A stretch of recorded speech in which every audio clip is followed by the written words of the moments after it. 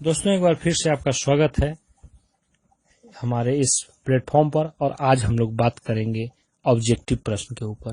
काफ़ी महत्वपूर्ण है, एक बड़ा पार्ट है, आपके परीक्षा में आने वाला है, तो इसलिए आज हम लोग इस पर ऑब्जेक्टिव प्रश्न पर देखेंगे। पहला प्रश्न, मैकाले शिक्षा पद्धति का मुख्य उद्देश्य था अंग्रेजी को बढ़ावा देना, प्राच्य भाषा को बढ़ावा देना, क्लर्क पैदा करना। तो इसमें क्लर्क होगा क्योंकि ऐसा वर्ग वह चाहता था जो कि हमारा काम आसान करे, अंग्रेजी को समझे और हमें भी बताए, द्विभाषीय का काम करे और हमारा काम आसान हो जाए, क्योंकि इंग्लैंड से क्लर्क लाना खर्चीला काम था इसलिए। नेक्स्ट, भारत में आधुनिक शिक्षा का जनक किसे माना जाता है? Macaulay, Bentinck, Charles Clarke. तो मैकाले ही जब प्रतिवेदन दिया था, मैकाले माइनट्स, तो उसी पर आगे हमारी शिक्षा की व्यवस्था बनने लगी, तो लॉर्ड मैकाले होगा। नेक्स्ट, राष्ट्रीय महिला शिक्षा समिति की अध्यक्षता थी इंदिरा गांधी, हंसा मेहता, दुर्गाबाई देशमुख, इनमें से कोई नहीं। तो इसमें दुर्गाबाई देशमुख होगा। क्यों? क्योंकि दुर्गाबाई देशमुख समिति और राष्ट्रीय महिला समिति दोनों एक ही समिति है। कहीं कहीं राष्ट्रीय महिला शिक्षा समिति भी मिलता है और कहीं दुर्गाबाई देशमुख, तो दोनों का एक ही नाम, तो इसलिए। नेक्स्ट, स्वतंत्र भारत के प्रथम शिक्षा मंत्री राधा कृष्ण मुदालियर और मौलाना अबुल कलाम आजाद। तो इसमें होगा मौलाना अबुल कलाम आजाद। नेक्स्ट, मुस्लिम काल में व्यवसायिक शिक्षा कहाँ दी जाती थी? खनकाह, कारखाना, दरगाह, इनमें से कोई नहीं। खनकाह में जो सूफी होते थे वे अपने रहते थे और संगीत वगैरह गाते थे और भक्ति भाव करते थे, तो ये भी नहीं। कारखाना, वस्तुओं का निर्माण होता है, ये भी नहीं। दरगाह, यहाँ जो है मुस्लिम संत जब एक्सपायर कर जाते हैं, मर जाते हैं, तो उन्हें वहां दफनाया जाता है और वहां जो है एक इमारत बनाई जाती है, तो यहाँ भी व्यवसायिक शिक्षा, यानी इनमें से कोई नहीं, जवाब सही होगा। नेक्स्ट, नई राष्ट्रीय शिक्षा नीति किस प्रधानमंत्री की देन है? तो नई राष्ट्रीय शिक्षा नीति 86 में आया था, तो इसमें राजीव गांधी, इंदिरा गांधी, बीपी सिंह। तो इंदिरा गांधी 84 में तो एक्सपायर कर गई थी, तो 86 में राजीव गांधी के का ही होगा। सही है, राजीव गांधी सही होगा जवाब। नेक्स्ट, भाषा समस्या के समाधान हेतु त्रिभाषा सूत्र किसके द्वारा प्रस्तुत किया गया? तो यह इसका जवाब होगा कैबे के द्वारा प्रस्तुत किया गया। तो किस आयु वर्ग के बच्चे शिक्षा के अधिकार की परिधि में नहीं आते हैं? तो जिसके नहीं आते हैं, तो 6 से 8 ये भी आते हैं, 6 से 14 के बीच में आते हैं, 9 से 11 ये भी 14 के बीच में आते हैं, 12 से 14 ये भी बीच में आते हैं, 0 से 5 जो है यही सही जवाब होगा। नेक्स्ट, भारतीय संविधान में निहित मूल्य हैं स्वतंत्रता, धर्मनिरपेक्षता, भेदभाव, उपरोक्त सभी। तो भेदभाव मिटाना यहाँ होना चाहिए, मिटाना। तो निश्चित रूप से सभी होगा, सभी मूल्य हमारे संविधान में निहित है। नेक्स्ट, वैदिक काल में शिक्षा का सत्र कब से प्रारंभ होता है? तो यह जो है चैत पूर्णिमा, कार्तिक, श्रावण पूर्णिमा में वैदिक काल में प्रारंभ होता है। नेक्स्ट, विक्रमशिला विश्वविद्यालय को किसने नष्ट किया? अलाउद्दीन खिलजी, जलालुद्दीन खिलजी, बख्तियार खिलजी। तो इसमें बख्तियार खिलजी होगा। इसको काफी इंपॉर्टेंट है, इसको याद रखना है।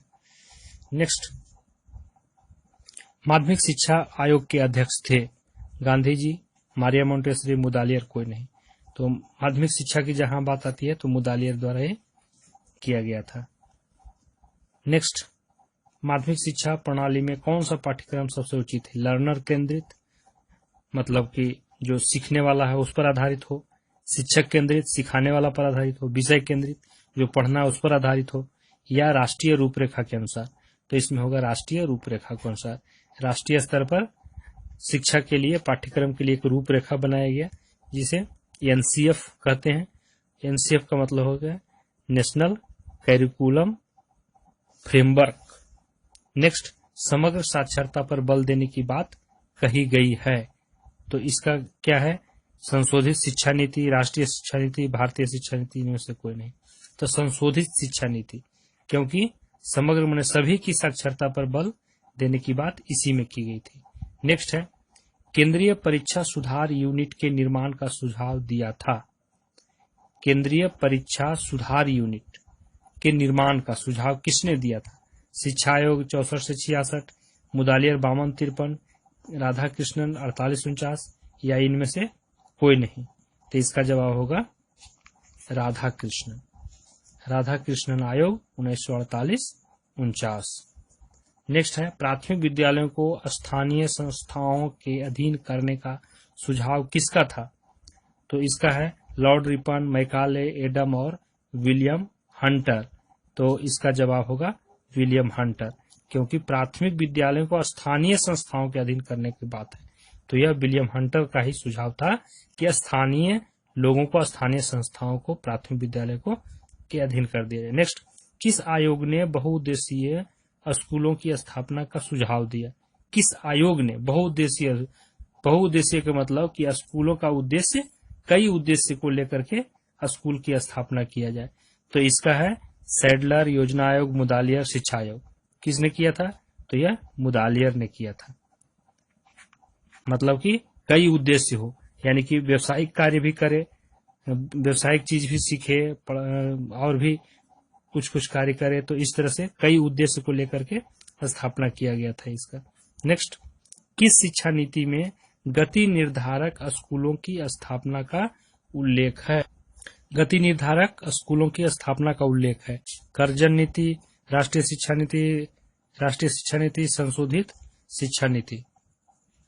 किस नीति में गति निर्धारक स्कूलों की स्थापना का उल्लेख है?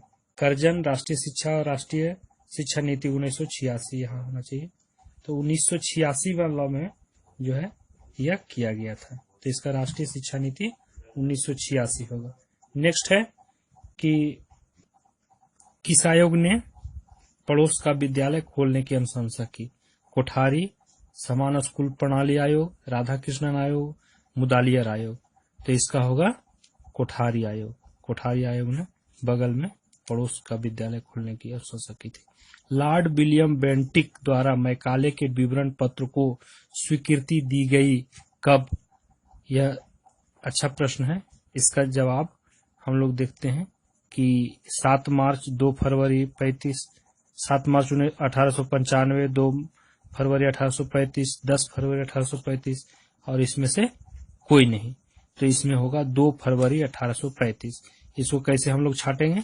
तो 95 तो बहुत बाद की बात है, 35 वाली ही बात बेंटिक की बात है, 35 का ही समय है। तो इसमें फरवरी और इसमें छाटेंगे तो 2 फरवरी 1835 ये सही जवाब है। नेक्स्ट, राधाकृष्ण आयोग ने अपना प्रतिवेदन भारत सरकार को प्रेषित किया कब? तो इसमें हम लोग देखते हैं कि 25 अगस्त। तो इसमें देखते हैं कि राधा कृष्ण आयोग ने अपना प्रतिवेदन भारत सरकार को प्रेषित किया। तो 48 में तो उनका ये किया गया था गठन नवंबर माह में, और प्रेषित कब किया, सरकार को कब दिया गया? तो 49 में दिया था। तो 25 जुलाई 1949 या 25 अगस्त 1949। तो इसका सही जवाब है 25 अगस्त 1949 में अपना प्रेषित किया। ठीक है दोस्तों, तो फिर नेक्स्ट ऑब्जेक्टिव प्रश्न किसी वीडियो में मिलते हैं। धन्यवाद।